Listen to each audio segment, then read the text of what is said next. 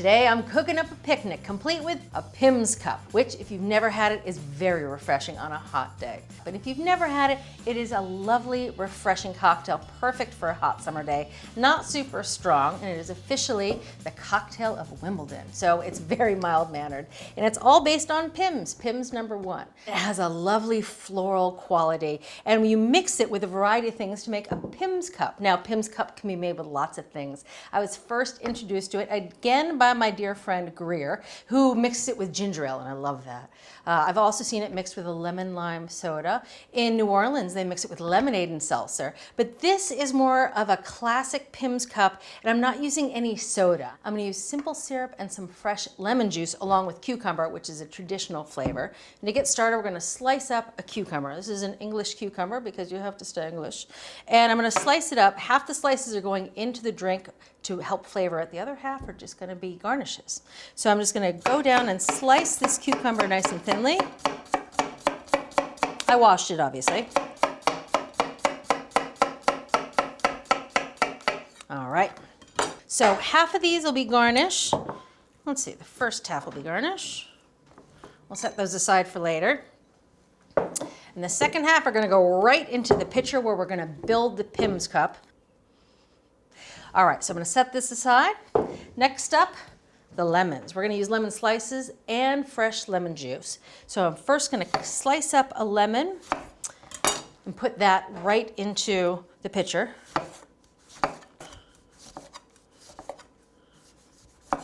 There we go. Into the pitcher it goes.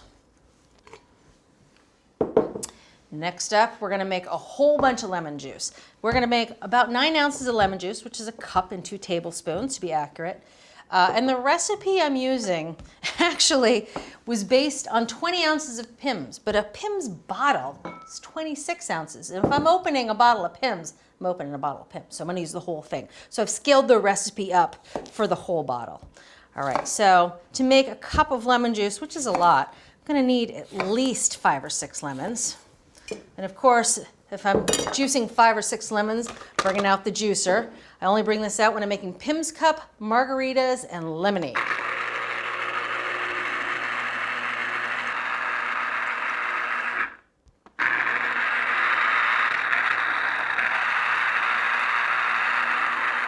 Well, we're gonna need this last lemon after all. Lemons aren't very juicy. Maybe a few more.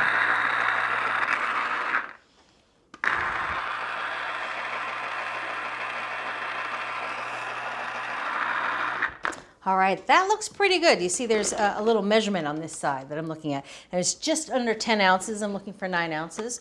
So that's right on. All right.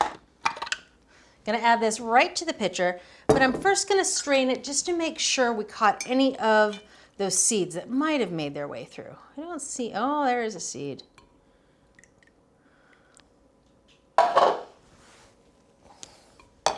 I'm just gonna go in and get out those seeds that I don't want. There we go. Oh, the rest is good. All right. So that's the lemon juice. Next up, we're gonna add some simple syrup. Need about 10 ounces of simple syrup. This simple syrup, or at least how I make it, is roughly equal parts sugar to water. Some simple syrups are a bit thicker than that, but I like 1 to 1. And that also means you don't have to boil it. I just use boiling water from the kettle and the sugar, and I whisk it together into a bowl until it's dissolved. So it's also a lot easier. So 10 ounces, I'm gonna use a Pyrex here. This Pyrex is pretty old. The numbers are almost gone, but it was my Oma's. And since we're using her cocktail glasses today, nice to pull out the old Pyrex. I can't seem to get rid of it, even though the numbers are nearly gone. There we go, 10 ounces, perfect. I keep this in the fridge almost all summer long. It's just a nice way to make a single glass of iced tea or iced coffee or lemonade. All right, 10 ounces of simple syrup. All right, now we're gonna add some mint, about 1/2 cup of chopped mint. Save some of this mint for a garnish. Pull off the leaves. You want to chop it pretty finely, but you don't want to make grass clippings. Somewhere in the middle of grass clippings, what I call grass clippings, which is an over chopped herb, and a coarse chop. And again, you want about 1/2 cup. All right. Get any of those stems out of there. Sometimes I think the stems taste a bit bitter on mint, so getting any of the stems out so we just have the leaves, giving it a good chop. And this is going to stay in the mixture. So you want the pieces to be small enough that they'll fit in the glass. A big piece won't land on your tongue, but not so small that they really muddy the drink. Somewhere in the middle. All right, that's pretty good. Into the pitcher they go.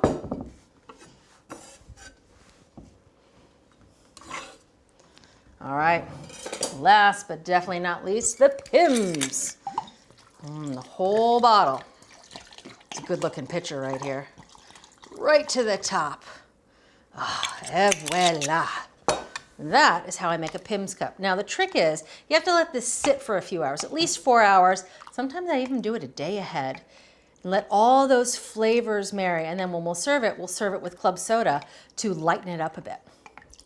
All right, that's the Pimms Cup. Gonna pop this in the fridge. Let us not forget about the Pimms, which I have all ready to go on my grandmother's tray. So to make an actual Pimms cocktail, you can do it in the pitcher and just serve out of the pitcher, but I like to make each Pimms by the glass. These are my grandmother's glasses. I grew up drinking milk out of these, and I love that they're still around for cocktails. I'm gonna put some ice into a cup. I'm gonna put some of the Pimms mixture. And now how much seltzer you add, well, that's up to you. If you want a strong Pimms or a weaker Pimms, there's no right or wrong answer here. Just want to use plain seltzer. Oh yeah, that's perfect. And the garnishes for a Pimms Cup are all over the place. Lemon, cucumber, and strawberry is also a traditional garnish on a Pimms Cup, but that just looks so nice and summery. Of course, a little sprig of mint on the top. That is a good Pimms Cup.